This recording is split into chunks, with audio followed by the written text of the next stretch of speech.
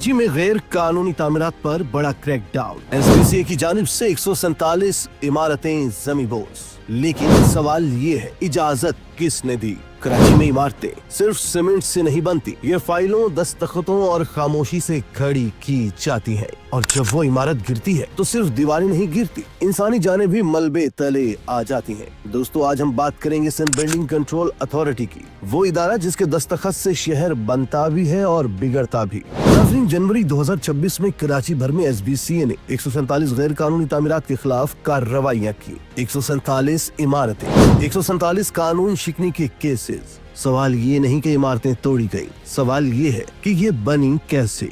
सूबाई वजीर बल्दियात सैयद नासिर हुसैन शाह की हिदायत पर सिंध बिल्डिंग कंट्रोल अथॉरिटी ने जनवरी 2026 में बड़ा ऑपरेशन शुरू किया। एसबीसी का कहना है कि गैर कानूनी तामीरात के खिलाफ बिला इम्तियाज कार्रवाई की गई। बिल्डोजर चले, दीवारें गिरी और कई बरसों से खड़ी गैर कानूनी इमारतें जमींदोज हुई।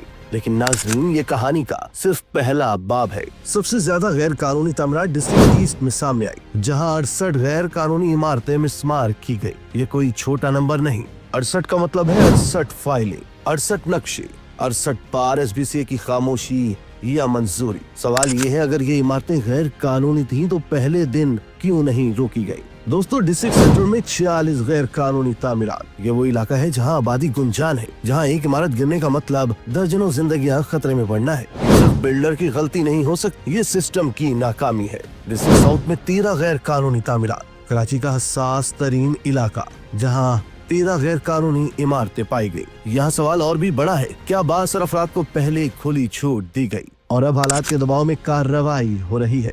कोरंगी में 6, वेस्ट में 5, किमाड़ी में 4 और इंडस्ट्रियल जोन में 3 गैर कानूनी तामीरात। ये आदात साबित करते हैं कि गैर कानूनी तामीर पूरे शहर का मसला है, ये किसी एक जिले की कहानी नहीं। मलीर में भी गैर कानूनी तामीरात के खिलाफ कार्रवाई हुई। ये पैगाम है कि अब मज़ाफाती इलाके भी महफूज नहीं।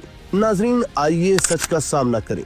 गैर कानूनी इमारतें एक दिन में नहीं बनती, इसे बनाने के लिए चाहिए नक्शा, एनओसी, इंस्पेक्शन और खामोशी। तो सवाल ये है, एसबीसी के किन अफसरान ने आंखें बंद रखी, किन दस्तखतों से ये फाइलें आगे बढ़ी? अगर ये सब सामने ना आया तो सिर्फ इमारतें गिरती रहेंगी और जिम्मेदार बचते रहेंगे। दोस्तों, गुल प्लाजा जैसे सानिहात हमें चीख चीख कर खबरदार करते हैं कि अगर एसबीसी वक्त पर जाग जाता, अगर गैर कानूनी तामीर पहले दिन रुक जाती, तो शायद आज कई घर उजड़ने से बच जाते। तो फिर सवाल यही है, जनवरी 2026 का एक्शन मुस्तकिल पॉलिसी है या वक्ती दबाव का नतीजा? एसबीसी के मुताबिक गैर कानूनी तामीरात के खिलाफ बिला इम्तियाज कार्रवाइयाँ जारी रहेंगी। आवाम कहती है, सिर्फ तोड़ो नहीं, जेल भी भेजो।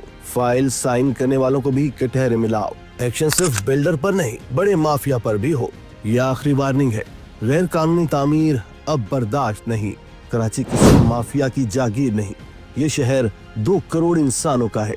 अगर एसबीसी वाकई इस्लाह चाहता है तो एहतसाब अपने अंदर से शुरू करना होगा। 147 इमारतें गिरना एक खबर है, लेकिन 147 जिम्मेदारों को सजा मिलना इनकलाब होगा। हम ये सवाल उठाते रहेंगे, हम ये आवाज बुलंद करते रहेंगे, क्योंकि अगर आज हम खामोश रहें तो कल कोई और इमारत किसी और खानदान पर गिर पड़ेगी। इसी तरह की मजीद वीडियोस के लिए तशक्कुर डिजिटल को फॉलो कर लीजिए।